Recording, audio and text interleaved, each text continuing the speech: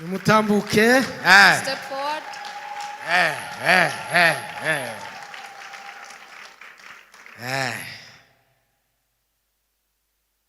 Murahamuze.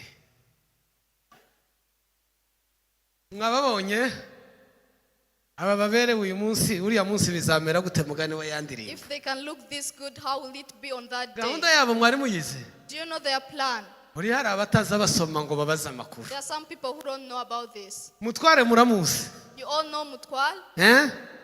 Yakundaga kwicara iri inyuma ngo agataha mbere ngo muzamukunda kumubaza ibibazo yabikemuye. Mutware n'umwana wacu. Mutwal is our son. Atuzaniye umukazana mwiza Esther. He brought a daughter-in-law, Esther. Nimushize ku mutima.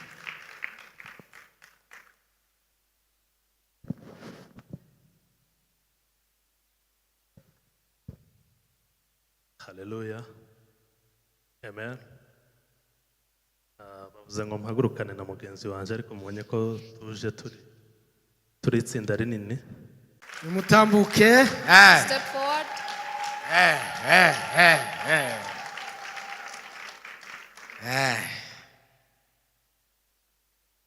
Murahamuze. Mwababonye aba baberewe uyu munsi uriya munsi bizamera gute mugani wa yandirimbo. If they can look this good, how will it be on that day? Gahunda yabo mwari muyize. Do you know their plan?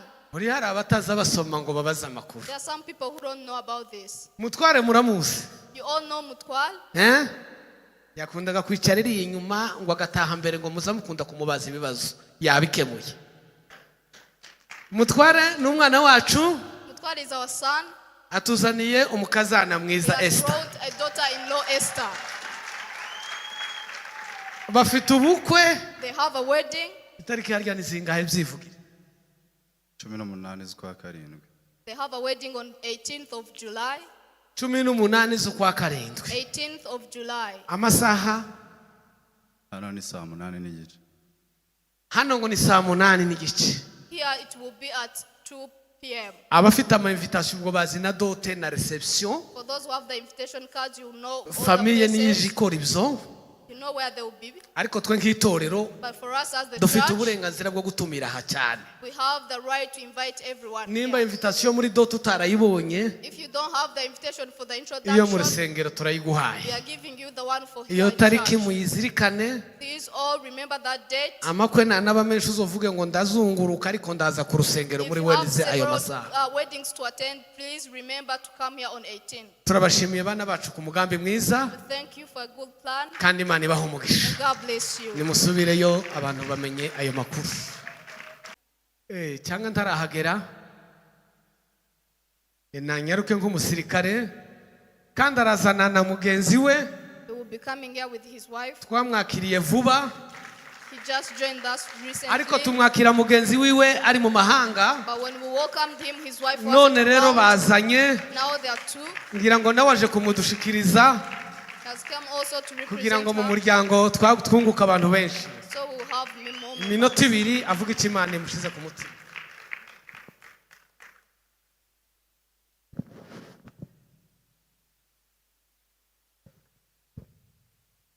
Hallelujah. Amen. Bavuze ngo mpagurukane na mugenzi wanje ariko mubonye ko tuje turi itsinda rinini. Ariko ntabwo dutinda. Uyu ko babivuze ni madamu wanje. Iyi ni imfura yanje.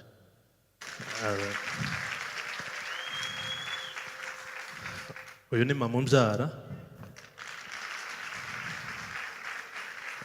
Aba ni bashiki banje bombi.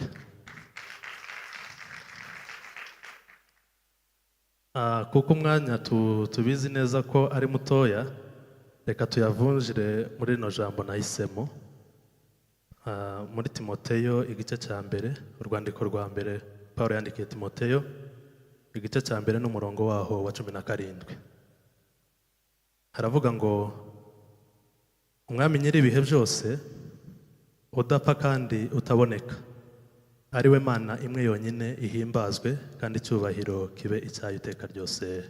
Amen.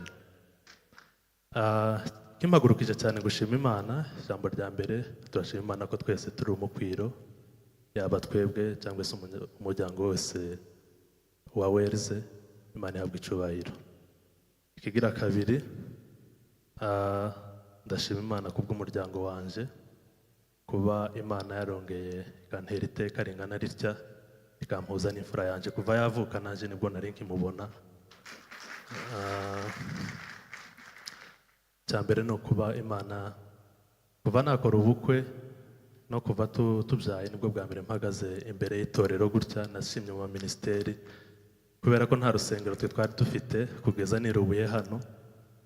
Kuva rero Imana ishimye ko amashimwe ya mbere nyatangirizamo hano n'icubahiro ku Mana. Amen. Rero kuba Imana yarakoze ibyo ikampa umwana, bishimiye Imana.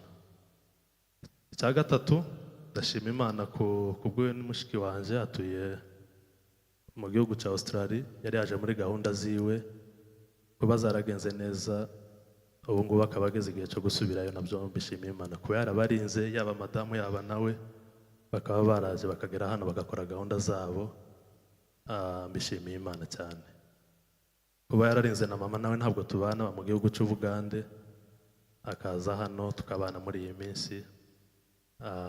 Imana ihabwa icubahiro. Kubera umwanya, ishimwe ry'ituro cyangwa ituro ry'ishimwe, bitewe na gahunda dufite nk'urusengero, abashyitsi n'iyenda ntibabizi, amafaranga banciriye batarabona uyu musore, nawe kubwiwe turamwongereraho 50,000 kuyo dufite.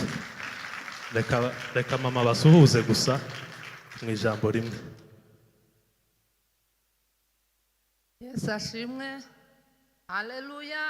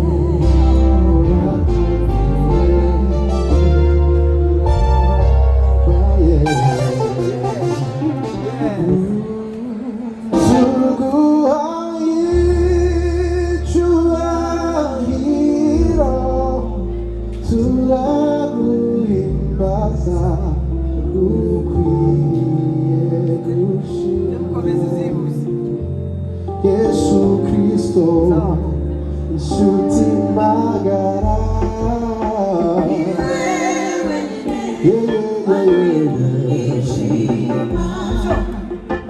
Ndazihamya imbabazi ze. Yangiriye, ewe mwana w'umuntu.